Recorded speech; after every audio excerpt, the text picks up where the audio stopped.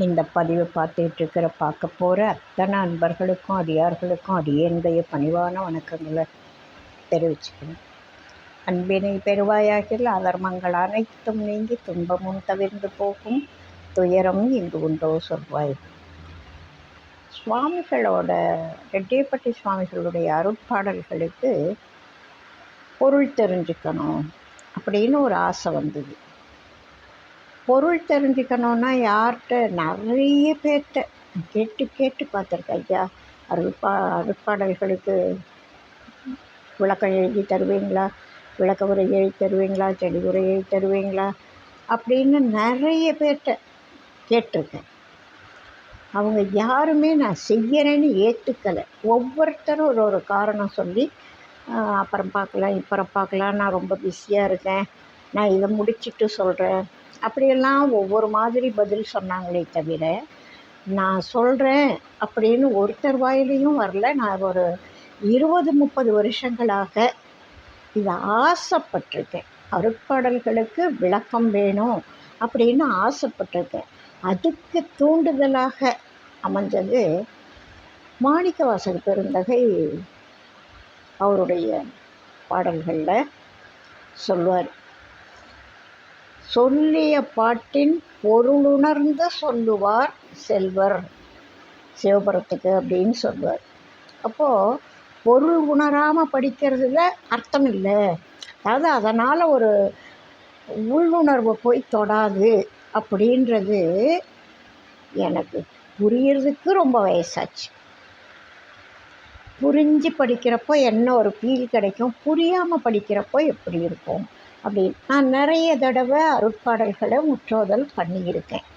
அது ஒரு காரிய சித்திக்காக, இது நடக்கணும்னா ஒரு முற்றோதல் பண்ணால் நடக்கணும் ஒரு நம்பிக்கை காரணமாக.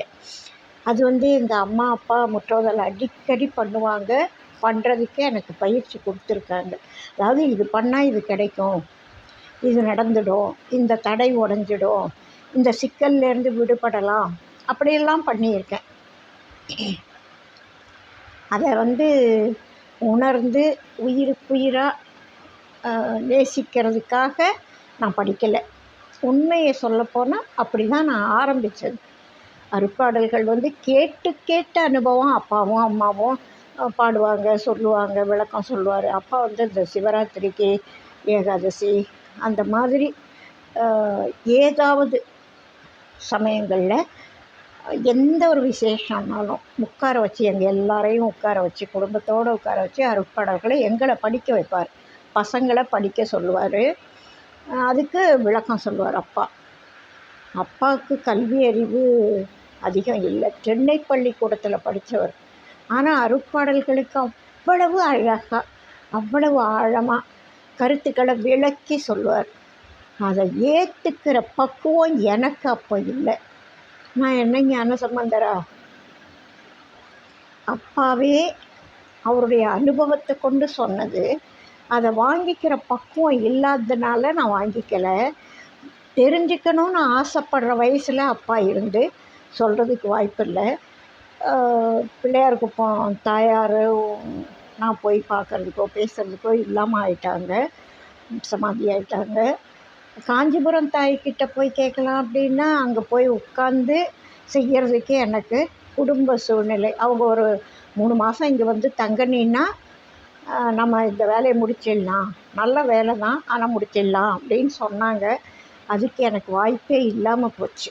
அது என்னோடய குறை, ஏதோ குற்றம், அது என்னால் முடியாமல் போச்சு. ஆனால் அந்த ஆசை மட்டும் தனியவே இல்லை.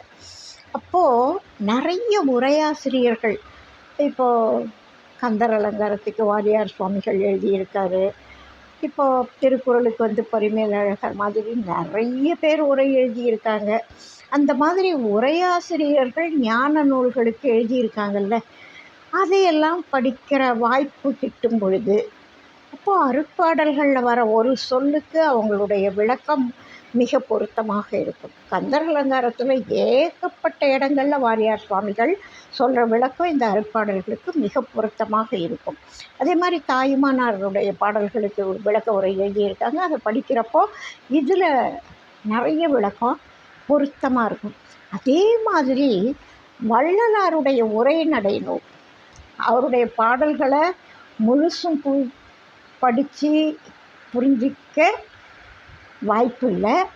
விட்டு விட்டு விட்டு விட்டு நிறைய படிச்சிருப்பேன். உரைநடை நூலை படிக்கிறப்போ, ஏன்னா பாடல்களுக்கு விளக்கம் யாரானு சொன்னால் தேவை, பாதி அளவுக்கு வள்ளலாருடைய பாடல்கள், பாரதியார் பாடல்கள் மாதிரி பொருள் புரியும். அதாவது மேலோட்டமாக பொருள் புரியும். ஆழமான பொருள் புரிஞ்சால் மட்டும்தான் புரியும், இல்லைன்னா புரியாது.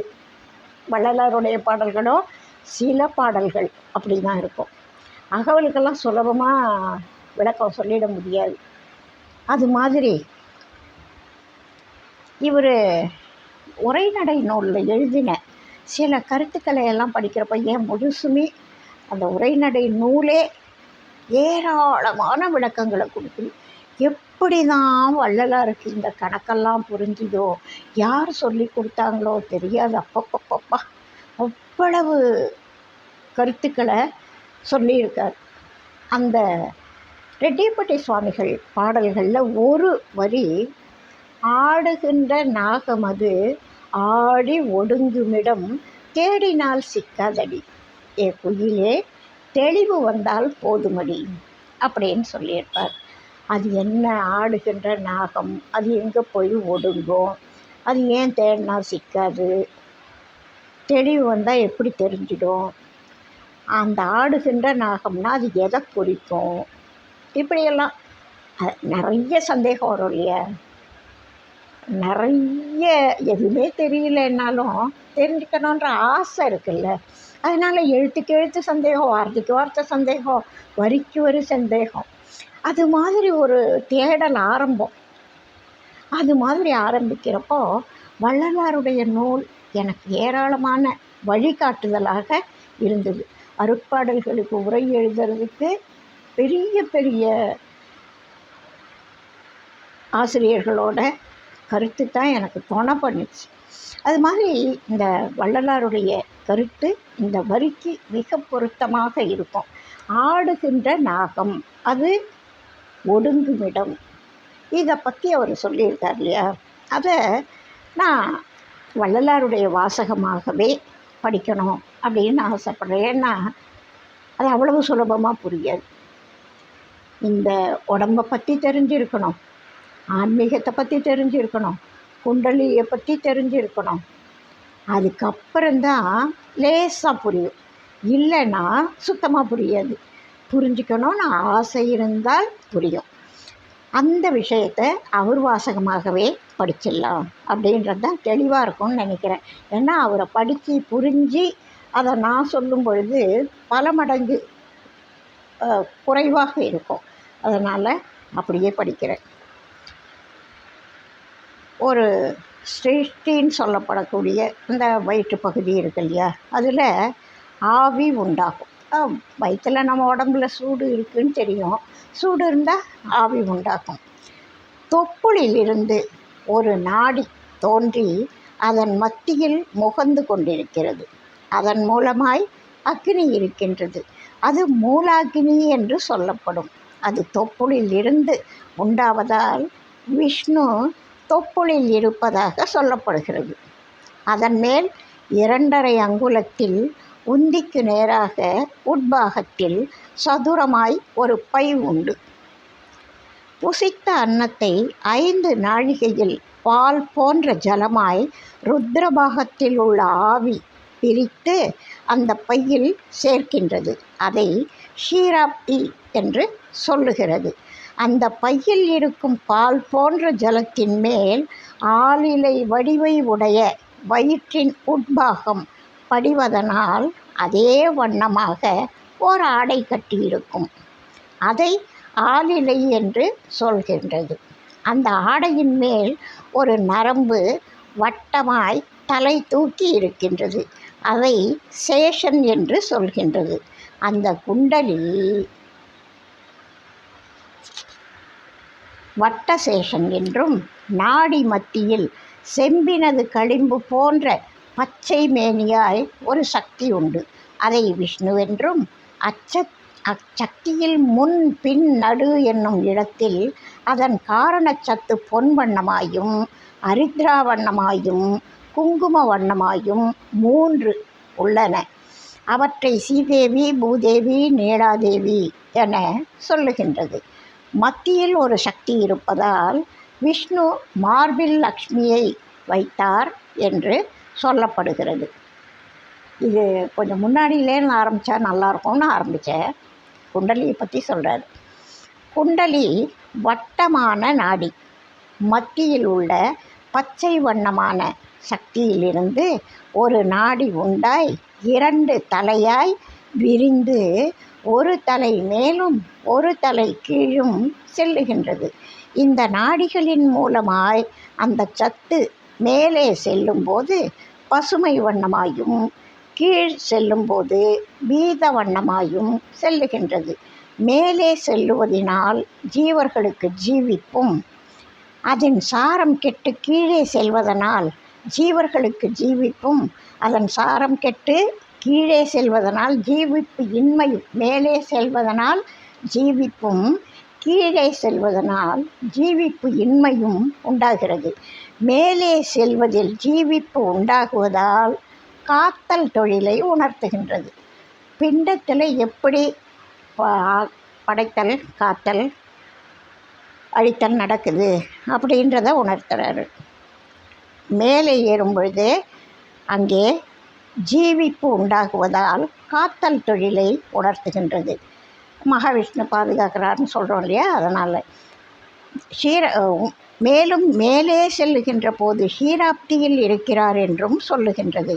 கீழே செல்லும் நாடி முன் சொன்ன தொப்புள் நாடியுடன் கலப்புண்டாய் பிரம்மனுக்கு உஷ்ணத்தை தருகின்றது. அன்றியும் இந்த சதுரமான பையில் வலப்பாகத்தில் ஒரு பை உண்டு. போஸ்ட்மார்ட்டம் பண்ணுற டாக்டருக்கு இதெல்லாம் இருக்கா அப்படின்னு கேட்டால் அதெல்லாம் நான் எங்கே பார்த்தேன் அப்படின்வார். அவங்களுக்கு தேவையான சில உறுப்புக்களை தான் கை வைப்பாங்க. எவ்வளவு தான் ஆராய்ச்சி பண்ணாலும் இந்த மாதிரி சூக்குமமான தத்துவங்கள்லாம் அவங்களுக்கு கண்ணில் படாது.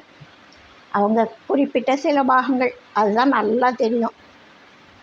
எவ்வளவு இது நுட்பமாக சொல்கிறார் பாருங்கள். இந்த சதுரமான பையின் வலப்பாகத்தில் ஒரு பை உண்டு. அந்த பையில் அக்கினி நிரம்பி காரணமாய் இருக்கின்றது. அது புசித்த வஸ்துக்களின் சத்தை கிரகித்து கொண்டு அசத்தை மலமாக இடது பாகத்தில் சேர்த்து விடுகின்றது. கிரகித்த சத்தை முன் சொன்ன ஷீராப்தி பையில் சேர்க்கின்றது. இதை வடவாக்கினி என்று சொல்லுகின்றது. மேலும் இந்த வெள்ளை ஜலத்தை அக்கிரமமின்றி சமப்படுத்தி பிரளயம் வாராது காத்து கொண்டிருக்கின்றது. இந்த உதராக்கினி குறைவுபட்டு ஷீராப்தியில் ஜலத்தின் தரம் கெடுமானால் நோய் உண்டு. இந்த பையாகிய ஸ்தானத்திற்கு மேல் 2.5 அங்குலத்தில் இதயத்தில் மலர்ந்த வாழைப்பூ போல் ஒரு பை உண்டு.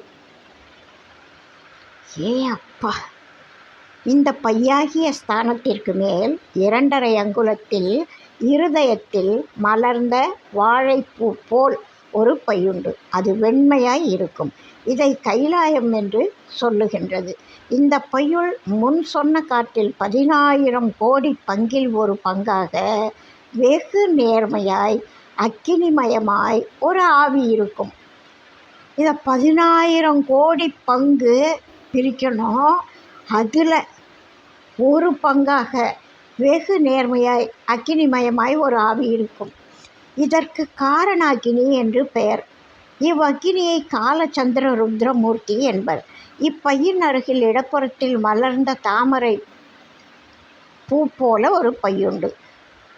முதல்ல சொன்னது வாழைப்பூ போல, இப்போது மலர்ந்த தாமரை பூ போல ஒரு பை உண்டு. அந்த பை பசுமை வண்ணமாய் இருக்கும்.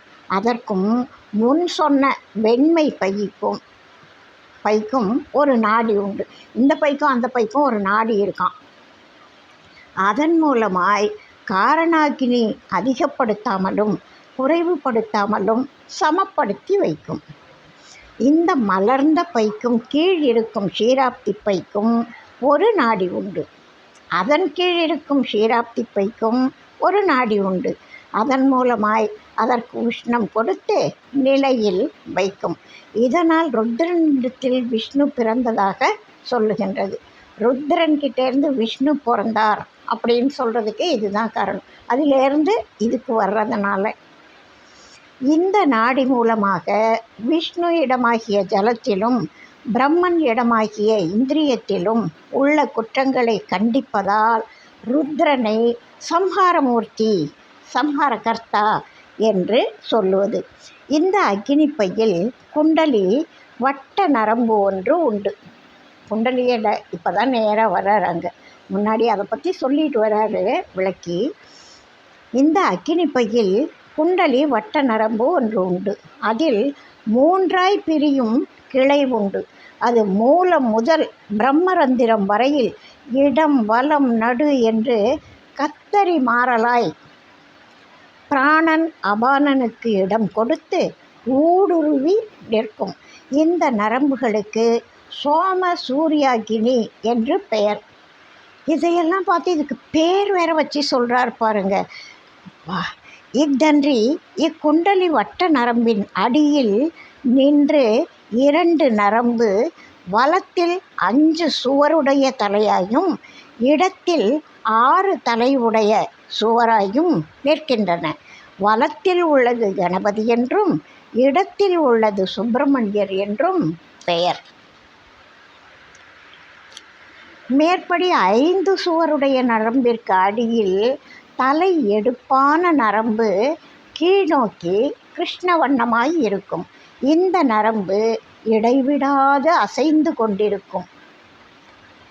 ஆடி ஒடுங்குமிடம் சொன்னார்ல சுவாமிகள், அசைந்து கொண்டே இருக்குமா. இந்த அசைவால் அக்னிப்பைக்கு ஆதாரம் உண்டாவதால் இதற்கு கணபதி என்று பெயர். மேற்படி 5 சுவருடைய நாடிக்கு இடம் வலம் இரண்டிலும் சித்து தத்துவம் புத்தி தத்துவம் உண்டு. இடத்தில் உள்ள 6 சுவருடைய நாடிக்கு கீழ் அனந்த வண்ணமான நாடி ஒன்று உண்டு. இதற்கு மயூரம் என்று பெயர். முருகனுக்கு மயில் வாகனம்னு சொல்கிறோம் இல்லையா, அது இந்த நாடியை வச்சு பின்னாடி வந்தது அப்படின்னு சொல்கிறார். எடுத்துக்காட்டுறதுக்கு அண்டத்தில் சொல்லப்பட்டது அப்படின்றார். 6 சுவருடைய நாடிக்கு கீழ் அனந்த வண்ணமான நாடி ஒன்றுண்டு. இதற்கு மயூரம் என்று பெயர்.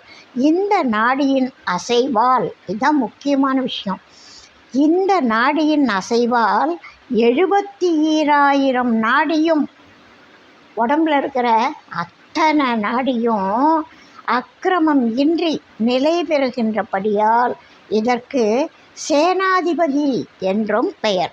மேலும் வலதுபுறத்து நாடிக்கு 62 மாத்திரையும் இடதுபுறத்து நாடிக்கு 40 மாத்திரையும் அளவு வித்தியாசம் இருப்பதால் இவர்களை சோதரர்களாக சொல்வதும் அன்றி மேற்படி ருத்ராம்சமாகவே சொல்லுகின்றது.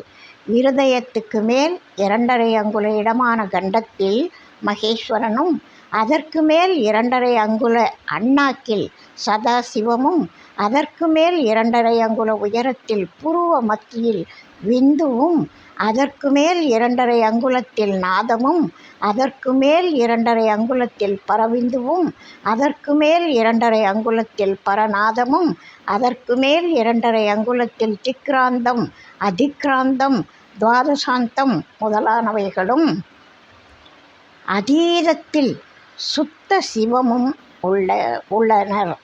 மகேஸ்வரஸ்தானம் முதல் விந்துஸ்தானம் வரையிலும் முன்போல் இடம் நாடி தொழில் வண்ணம் முதலியவும் உள்ளன. நாதஸ்தானம் தொட்டு துவாதசாந்தம் வரையில் அனுபவ வெளியாகிய ஆகாசபேதமாய் இருக்கும்.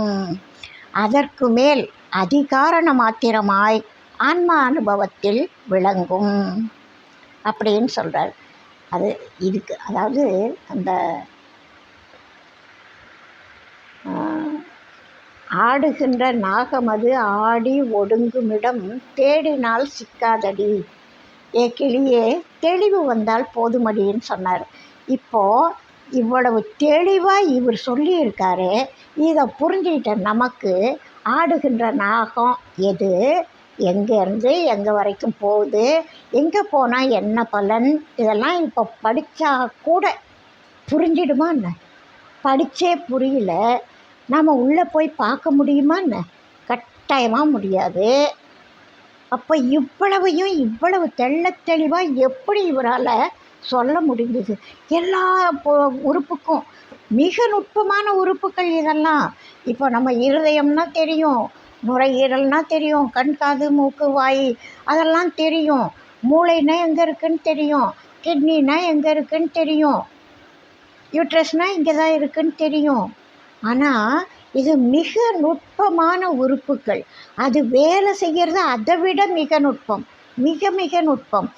இந்த செய்கிற வேலையை எது எப்படி செய்து, அதுவும் இன்னும் 11,000 பாகத்தில் ஒரு பாகம் அது இவ்வளவு உஷ்ணத்தை கொண்டு போய் கொடுக்குது அப்படின்றாரு. இதையெல்லாம் புரிஞ்சிக்கிறதுக்கே அவர் சொல்லியிருக்காரு. ஏதோ புரிஞ்சவங்க புரிஞ்சிக்கட்டும் அப்படின்னு சொல்லியிருக்கார் போல் இருக்கு. இவர் எழுதுனதையே புரிஞ்சிக்க முடியலையே, இவருக்கு எப்படி இவ்வளவு புரிஞ்சுது? அப்பப்பா, அதையெல்லாம் நினச்சா ரொம்ப ஆச்சரியமாக இருக்குது. மேலும் பிரம்மஸ்தானம் தொடங்கி சுத்த சிவஸ்தானம் வரையில் ஒரு ஸ்தம்பம், இருதயம் வரையில் வாயு நாடி வண்ணமாயும் அதற்கு மேல் அக்னி வண்ணமாயும் இருக்கும். இது அடியில் பருத்து வர வர நேர்மையாய் இந்திரிய கரணங்களுக்கு புலப்படாமல், அணுவுக்கு அணுவாய் ஜீவனுக்கும் புலப்படாமல் அகண்டமாய் ஆன்ம காட்சியில் அருகி தோன்றுவதால் இரண்டர நிற்கும். அருகி தோன்றுவதாய் இரண்டர நிற்கும். இதை இரண்டர நிற்கிற ஒரு பொருளை கண்டுபிடிக்கிறதே கஷ்டம். இதற்கு சிவாகார பூரண ஸ்தம்பம் என்று பெயர். இது பேரும் வச்சுட்டார் பாருங்க. முன் சொன்ன இருதயாக்கினிப்பை அக்கிரமமாய் விரிந்து, அந்த இருதயாக்னிப்பை அக்கிரமமாய் விரிந்து விசேஷ அக்னி ஜுவாலை விசிறிப்பித்து கீழ் இருக்கும் சாப்தி பையில் இருக்கும் ஜலத்தை சுருட்டி கொள்ள ஜீவனுக்கு மரண காலம் நேரிடும். ஒருத்தருக்கு மரணம் எப்போ ஏற்படும் அப்படின்றத சொல்கிறார். என்ன செய்தால் அவர் மரணம் அடைகிறார் அப்படின்றத எவ்வளவு இருதயாகினிப்பை அக்கிரமமாய் விரிந்து, அளவுக்கு மேலே விரிஞ்சு விசேஷ அக்னி ஜுவாலை விசிறிப்பித்து கீழ் இருக்கும் ஷீராப்தி பையில் இருக்கும் ஜலத்தை சுருட்டி கொள்ள ஜீவனுக்கு மரண காலம் நேரிடும். மேற்படி பை விரிவதற்கு ஆதாரம், இந்த மரணம் வர்றதுக்கு எது உண்மையான காரணம் அப்படின்னா ஷார்ட்டாக 2 வரி சொல்லிட்டார். அருந்துதல், பொருந்துதல். இது காரணமானால், சமமானால் மிருத்யு வராது அப்படின்றார். சாப்பிட்றதையும் உடல் காம இச்சையும் நிதானமாக எல்லாத்தையும் யோசித்து அளந்து தேவையான அளவுக்கு மேலே போகாமல் நடந்துட்டால் சமமானால் மிருத்யு வராது, அதாவது மரணம் ஏற்படாது அப்படின்னு சொல்கிறார். இந்த மரணம் ஏற்படுறதுக்கு காரணமாக இருக்கிறது அருந்துதல், பொருந்துதல் தான் அப்படின்னு சொல்கிறார். நரை ஏற்படுறதும் தத்துவ கெடுதியினால் ஏற்படுறது தான் அப்படின்னு சொல்கிறார். இல்லைன்னா நிறையே வராது அப்படின்னு சொல்கிறார். அடுத்தது நெற்றியில் தோன்றாதிரு ஆன்மாவுக்கு சகல விளக்கமாகிய சாக்கிரஸ்தானம் லலாடமாதலால் விசேடம் சிறந்தது. லலாடத்தில் மூக்கு நுனியாகிய புருவமத்தி இதற்கு அனுபவ சித்திகள் திரையோதசாந்தம் வரையிலும் உண்டு அப்படின்னு சொல்கிறார். முக்கியமான கருத்தை மட்டும் சொல்லிட்டு போகலாம் அப்படின்றதுக்காக சொன்னேன்.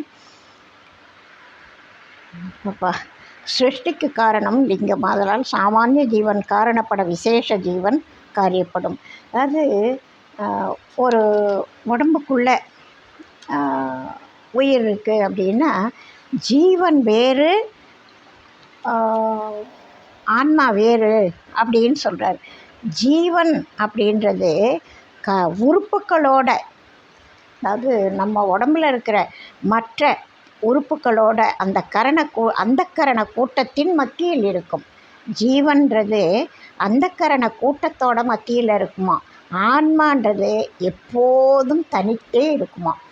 ஆன்மானா நம்ம உயிர் ஒரு உயிர்னா அந்த நம்ம உயிர் தான், அதுதான் கடவுள் அப்படின்னு நம்ம நினச்சிருக்கோம்ல, அதையும் இல்லைன்னு சொல்கிறார் பாருங்கள்.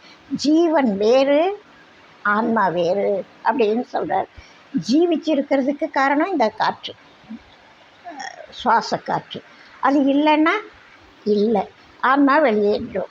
அப்போது ஜீவன் வேறையாக இருக்குது, ஆன்மா வேறையாக இருக்குது. இது ரெண்டும் ஒன்றும் இல்லை. ஆன்மா வேறன்றதை நம்ம தேடி கண்டுபிடிக்கணும். அதாவது நான் யாருன்னு தேடுறோம்ல, அப்போது இந்த உடம்பு நானா? இல்லை, அப்போ அது தள்ளு. அப்போ இது நானா? இல்லை, அப்போ அது தள்ளு. அப்படி தள்ளிகிட்டே போகிறோமே. அப்போ இந்த ஜீவன் நானான்னு கேட்டால் இல்லை அப்படின்றாரு. ஆன்மாதான், ஆன்மாதான் இறைவனோட கலக்கக்கூடிய ஆற்றல் உடையது. அதனால் அது எப்படி இருக்கும்னா, அது எப்போவும் நம்ம உடம்புல தனித்தே இருக்குமா. ஆனால் ஜீவன் என்ன செய்யும்? அந்த கரணங்களோட கூட்டத்தில் சேர்ந்து இருக்குமா. இப்போ காது கேட்குது, ஆனால் இந்த காதுக்கு கேட்குற சக்தி இல்லை. அது ஒரு வெறும் ரிசீவர் மாதிரி, வெளியில் இருக்கிறத கிட்டக்க வாங்கி கொடுக்கும், அவ்வளோதான். ஆனால் புரிஞ்சிக்கிறதுக்கு உள்ள ஜீவன் இருந்து புரிஞ்சிக்க வைக்கணும். அப்போ தான் நமக்கு புரியும். கண் பார்க்கும், ஆனால் பார்த்ததை புரிஞ்சிக்கிற ஆற்றல் வெறும் கண்களுக்கு, இந்த பொறிகளுக்கு கிடையாது. பொறி புலனோட சேரும் பொழுது தான் நமக்கு பார்க்குறது என்னன்னு தெரியுது, கேட்குறது என்ன கேட்டோன்னு தெரியுது, பதில் என்ன சொல்லணும்னு தெரியுது. அந்த ஜீவன் அந்த கூட்டங்களுக்கு மத்தியில் இருக்குமா. ஆன்மாவானது எப்போதும் தனித்திருக்கும், எல்லாரையும் வேடிக்கை பார்த்துட்டே இருக்கும். இந்த உறுப்புகள் என்ன செய்யுது, பொறிகள் என்ன பண்ணுது, புலன்கள் என்ன பண்ணுது, ஜீவன் என்ன பண்ணுது, இந்த தத்துவ சேட்டைகள் என்னென்ன, எல்லாத்தையும் இந்த மனசு என்னென்ன கூத்தடிக்குது, எல்லாத்தையும் தூரமாக நின்று பார்க்கறது ஆன்மா அப்படின்னு சொல்கிறார். இந்த ஸ்வர்க்கம் நரகம் அப்படின்னா என்ன சொல்கிறாரு? மனித தேகமே ஸ்வர்க நரகம் இருக்கிற இடம். பிரம்ம பதம், விஷ்ணு பதம், ருத்ர பதம், மகேஸ்வர பதம், சதாசிவ பதம் முதலிய பதங்களின் இடம் இந்த மனித தேகத்தில் கண்டம் முதல் உச்சி வரையில், கண்டத்திலேருந்து உச்சி வரைக்கும் இந்த பதங்களுக்கு ஸ்வர்க்கம் என்று பெயர். இங்கேருந்து மேலே இருக்கிறது ஸ்வர்க பாகம், ஸ்வர்க்கம் என்று பெயர். நரகம், நரகாதிகளுக்கு இடம் உந்தி முதல் குத பரியந்தம். யமன் இருக்கும் இடம் குதத்திற்கு இடது பாகம். யமனுடைய இருப்பிடம் எங்கன்னு கேட்டால் குதத்துக்கு இடது பாகமா. குதம்ன்றது ஆசனவாய், அந்த அதுக்கு பக்கத்தில் யமன் இருக்கிற இடம் அப்படின்னு சொல்கிறார். நரகாதிகளுக்கு இடம் உந்தி முதல் குத பரியந்தம். நம்ம உடம்பை கெடுக்கிறவங்கெல்லாம் வயிற்றுக்குள்ளே இருக்காங்க, அது உண்மை தானே. யாகாவராயினும் நாகாக. இப்போ அருந்துதல் தான் ஒரு மனுஷனுடைய மரணத்துக்கே காரணம் அப்படின்னு சொல்கிறாரு. அது மாதிரி இதெல்லாம் யமன் இருக்கும் இடம், அதாவது நரகம் அப்படின்னு சொல்கிறார். இந்த மாதிரியான மிகச்சிறந்த கருத்துக்களை வேறு யாரால் இவ்வளவு விளக்கமாக சொல்ல முடியும்? திருமூலர் ஏராளமாக சொல்லியிருக்கார், எல்லா கருத்துக்களையும் சொல்லியிருக்கார், பாடல்களாக கொடுத்திருக்கார். வள்ளல் பெருந்தகையும் அவ்வளவு ஆயிரம் பாடல்கள் பாடியிருக்கார். ஆனால் பாடல்களுக்கு பொருள் கண்டுபிடிக்கிறத விட என்ன மாதிரி சிற்றறிவினர்களுக்கு இந்த உரைநடை நூல் ரொம்ப பிடிச்சிருக்கு. பாடல்கள் பிடிச்சிருக்கு. பாடல்களை பிடிக்குதா இல்லையா அப்படின்னு நான் கருத்து சொல்லலை. பாடல்களுக்கு பொருள் விளக்கம் புரிஞ்சிக்கிறத விட உரைநடைக்கு புரிஞ்சிக்கிறது சுலபமாக இருக்குது அப்படின்னு தான் சொன்னேன். அருட்பாடல்களுக்கு உரை தேடும் பொழுது நான் உரைநடை நூல்களை தானே பார்ப்பேன். நான் தேடுறதே உரை விளக்கம். அப்போது அதில் சொல்லப்பட்ட கருத்துக்கு இவங்க கொடுத்துருக்கிற கருத்து எப்படி அதை இது விளக்குது, இந்த கருத்தும் அந்த கருத்தும் ஒன்றா இருக்குமா அப்படின்ற தேடலில் நான் நிறைய வாரியார் சுவாமிகள்கிட்ட, தாய்மானார்கிட்ட, வள்ளலார்கிட்ட, இப்படி பெரிய உரையாசிரியர்கள் கிட்டக்க இருந்து எடுத்ததுனால மட்டும்தான் அருட்பாடல்களை என்னால் புரிஞ்சிக்கவே முடியுது. அதனால் நான் நிறைய பெரியவங்களோட வாசகத்தை வச்சு தான் உங்களுக்கு சொல்கிறேனே தவிர எதுவுமே என்னுடைய சொந்த சரக்கு கிடையாது. அருட்பாடல்கள் அதோட மற்ற கருத்துக்கள் அந்த முறையில் தான் நான் நிறைய சொல்லிகிட்ருக்கேன். அதனால் இது வள்ளலாருடைய கருத்து. வள்ளலார் இந்த உலகத்துக்கு சொல்ல விரும்பிய கருத்து. யாராவது புரிஞ்சுக்கோங்க புரிஞ்சுக்கோங்க புரிஞ்சுக்கோங்கன்னு அவர் எவ்வளவு எழுதி வச்சுருக்கார். இதையெல்லாம் எழுதுறதுக்கு அவருக்கு எவ்வளவு ஒரு காலம் எடுத்திருக்கோம், எப்படி உட்காந்து எழுதியிருப்பார். அதுதான் விளக்கில் எண்ணெய் தீர்ந்தது கூட தெரியாமல் எழுதியிருக்கார் அப்படின்னா அது உண்மையாக தான் இருக்கணும். ஏன்னா அவ்வளோ எழுதி வச்சுருக்கார். ஒருத்தர் உட்கார்ந்து இவ்வளவு எழுத்துக்களை எழுதணுன்னா சுலபமாக? இன்றைக்கி பள்ளிக்கூடத்தில் படிக்கிற பசங்க ஒரு வருஷத்தில் எத்தனை நோட்டு எழுதுகிறாங்க. விரல் வலிக்குதுன்றாங்க, எனக்கு அது முடியல இது முடியலன்றாங்க. கொஞ்ச நேரம் எழுதுறதுக்கே இவ்வளவு எழுதியிருக்காரே ஐயன். அதையெல்லாம் நினச்சா பிரமிப்பாக இருக்குது. வாழ்க வளமுடன். இந்த மாதிரி நல்ல விஷயங்கள் உங்களுக்கு பிடிச்சிருக்குன்னா சப்ஸ்கிரைப் பண்ணுங்கள், லைக் பண்ணுங்கள், வேண்டியவங்களுக்கு ஷேர் பண்ணுங்கள். உங்களோட கனிவான கருத்துக்களை எனக்கு சொல்லுங்கள். ஏதானு நான் சொல்கிறதுல குற்றங்கள் இருக்கலாம். என்னை விட நீங்கள் தெரிஞ்சவங்களாக இருக்கிற போது அந்த குற்றங்களை இந்த இடத்துல நீங்கள் சொன்னது தப்புன்னு சொன்னீங்கன்னா நான் திருத்திக்கிறதுக்கு விரும்புகிறேன். நீங்கள் இது சம்மந்தமாக சொல்லுங்கள் அப்படின்னா நான் இன்னும் தேடி தேடி சொல்லவும் விரும்புகிறேன். ரெண்டுக்கும் அவங்களோட கனிவான கருத்துக்கள் எனக்கு உதவியாக இருக்கும். வாழ்க வளமுடன். வாழி எந்நாளும் மெய் வாழ்க நல்லறங்கள் எல்லாம் வாழிய பெரியோன் நாமம் வாழியே வாழி வாழி.